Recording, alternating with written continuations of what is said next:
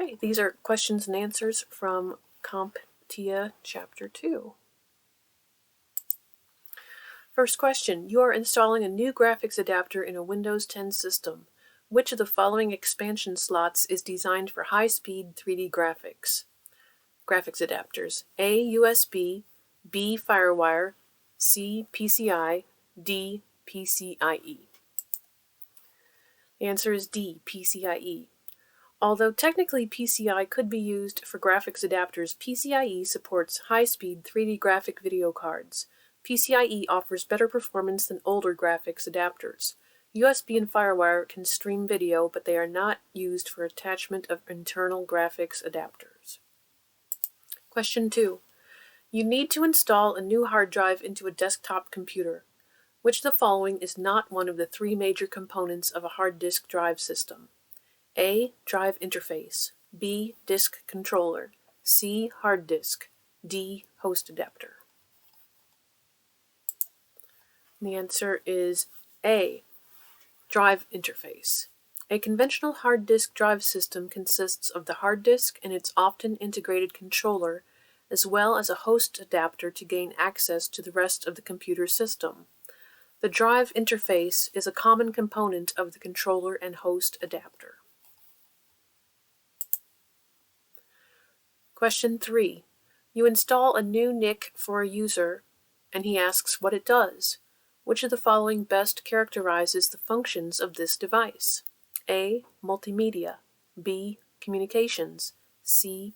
Input-output, D. Storage. The answer is B. Communications. A network interface card, NIC, is used as a communications device. It enables the computer to talk to other computers on a network. It does not provide multimedia input-output such as a USB port does or storage capabilities. Question 4. You are installing a new hard drive and want to know if the operating system will be able to support it. What is the largest NTFS volume size supported, assuming a 64 kilobyte cluster size as maximum? A. 1 terabyte, B. 2 terabytes, C. 128 terabytes, or D. 256 terabytes. The answer is D. 256 terabytes. A fixed number of clusters is supported by each operating system, leading to a corresponding maximum volume size. If the maximum NTFS cluster size of 64 kilobytes is used, NTFS can support a single volume size of 64 kilobytes less than 256 terabytes. When a cluster size of 1 sector or 512 bytes, half of a kilobyte, is used, the maximum volume size reduces to 2 terabytes. Because of this math, 1 terabyte and 128 terabytes are incorrect answers. 5. A client is looking for a desktop drive technology that saves money over SSDs, but offers performance increases over HDDs and can be used to house the operating system. Which of the following is the best to recommend? A. Dual drive technology, B. SSHD, C. NVMe, D. Magnetic only drive. The answer is B. SSHD. A solid-state hybrid drive incorporates the features of both conventional magnetic-only hard drives and solid-state drives. As a result, the performance of an SSHD exceeds that of a hard drive, but costs less than the equivalent-sized SSD. A dual-drive option still requires the purchase of a full-sized SSD. Adding the cost of the SSD and the HDD, the dual-drive solution does not satisfy the requirement of an affordable technology. NVMe is a form of solid-state drive and does not save money. You are choosing an optical drive format for a client. Which optical disk format supports a data capacity of 25 gigabytes? A. Double-sided, double-layer DVD plus R. B. Single-sided, single-layer Blu-ray disc. C. Double-sided, single-layer DVD-R. D. Double-sided, single-layer DVD plus R. The answer is B. Blu-ray discs have a single-sided, single-layer capacity of 25 gigabytes. A double-sided, single-layer DVD can store about 9.4 gigabytes, and a double-sided, double-layered DVD can store about 171 gigabytes. Question 7. Which of the following best describes the concept of hot swappable devices? A. Power does not need to be turned off before the device is inserted or removed. B. The device can be removed with power applied after it is properly stopped in the operating system. C. Care must be taken when swapping the device because it can be hot to the touch. D. The device can be swapped while still hot immediately after powering down the system. The answer is 7. A. Hot swappable devices can be removed while the power to the system is still on. Warm swappable devices need to be stopped in the operating system before being removed. The term has nothing to do with the heat level of the device. 8. Of the following voltage pairings, which one accurately represents the input and output, respectively, of power supplies and AC adapters? A. AC in, AC out. B. DC in, DC out. C. AC in, DC out. D. DC in, AC out. The correct answer is C. AC in, DC out. Power supplies and AC adapters use standard wall outlets for an input of AC voltage, which they convert to the DC voltages required by the components to which they supply power. Question 9. What are the output voltages that have been commonly produced by PC power supplies over the years? Choose 5. A is plus 3.3 VDC, B is minus 3.3 VDC, C is plus 5 VDC, D is minus 5 VDC, E is plus 12 VDC, F is minus 12 VDC, G is plus 110 VDC, and H is minus 110 VDC. And the answer is A, D, E, and F. A PC's power supply produces plus 3.3 VDC, plus 5 VDC, minus 5 VDC, plus 12 VDC, and minus 12 VDC from a 110 VAC input. You are installing a new power supply in a desktop computer. Which of the following statements about power supplies is true? A. You must make sure that the voltage selector switch on the back of the power supply is switched to the lower setting if the computer is going to be used in Europe. B. SATA hard drives most often use the same type of power connector that PATA hard drives use. C. Power supplies supply power to ATX-based motherboards with connectors known commonly as P8 and P9. D. Power supplies convert AC input to DC output. The answer is D. Power supplies accept alternating current AC as input and produce direct current DC for the internal components. Europe requires the voltage selector switch to be set at the higher setting.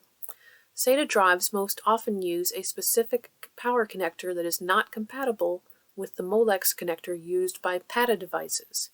Legacy AT-based motherboards called for P8 and P9 connectors. ATX motherboards have a newer 20 or 24-pin single power connector. 11. You have been asked to install a new hard drive for a client. Which of the following is not a consideration when installing an internal storage device? A. You should match the form factor of the drive or adapt it to an available drive bay or slot. B. You should secure the drive with at least 2 screws on one side and preferably 2 on each side. C. Due to the high revolutions at which modern hard drives spin, you must secure an extra power source because the internal power supplies do not have the capacity. D. You need to be sure that the routing of the drive's data cable, if applicable, does not obstruct the engineered flow of air across internal components. The answer is C. Today's hard drives, regardless of their RPM, have standard internal power connections. The other options are valid concerns when installing an internal drive. 12. Due to government regulations, a client wants to preserve data for a long period of time. What kind of media is most commonly used when large amounts of data need to be archived on a regular basis? A. Tape. B. Optical disc. C. External hard drive. Or D. Network share. The answer is A. Although inefficient as an interactive medium, sequential tape-based storage continues to be developed in increasing capacities. Tape continues to be a good choice for frequently backing up large amounts of data for redundancy and archive purposes. Optical discs don't have the same capacity, and neither do external hard drives. The cloud could be an option, but that is different from a network share. 13. When installing multiple add-on cards of the same type, which type of cards might you need to bridge together to function as a single unit? A. Video. B. Sound. C. USB. Or D. eSATA. 13 is A. A PCIe video cards may be bridged together, enabling two cards to function as one system. Sound cards and I/O expansion cards such as USB and eSATA cards do not have bridging capabilities. 14. You are purchasing a new video card in a desktop computer. For the best performance, which type of video card should you purchase? A. PCI times 16. B. PCI times 128. C. AGP. D. PCIe times 128. E. PCIe times 16. The answer is E. For a video card, the best standard currently available is PCIe, and the widest channel width is X16. There are no PCI X16 or PCI X128 slots, nor is there a PCIe X128 slot. AGP is an older video expansion standard that is now obsolete. 15. Which of the following is not a consideration when upgrading power supplies? A. You might find that you do not have a matching motherboard connector on your new power supply. B. You might find that your case has a non-removable power supply. C.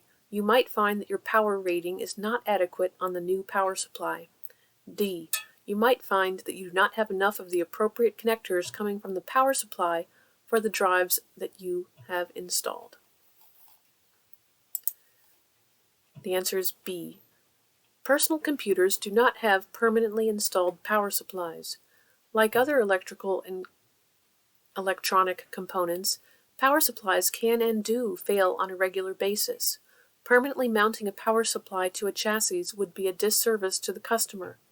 You should consider the cumulative power needs of your installed components, and you might have to obtain adapters and splitters if you do not have enough, or you have the wrong type of connectors coming from the power supply. 16. You are choosing a flash standard for a client. They want the smallest flash cards possible. Which standard should you recommend? A. SD. B. Compact flash. C. Micro SD. D. Mini SD. Or D. XD. C. The smallest of the options is micro SD at 15 mm by 11 mm. Perhaps micro gives it away, but that also makes it easier to remember. SD cards are 32 mm by 24 mm. Compact flash cards are the largest at 36 mm by 43 mm. Mini SD cards measure at 21.5 mm by 20 mm, and XD cards are 20 mm by 25 mm. Your goal is to build the fastest computer possible. Which of the following hard drive technologies should you use for the fastest read performance? A. M.2 PCIe. B. M.2 SATA. C. NVMe PCIe. D. NVMe SATA.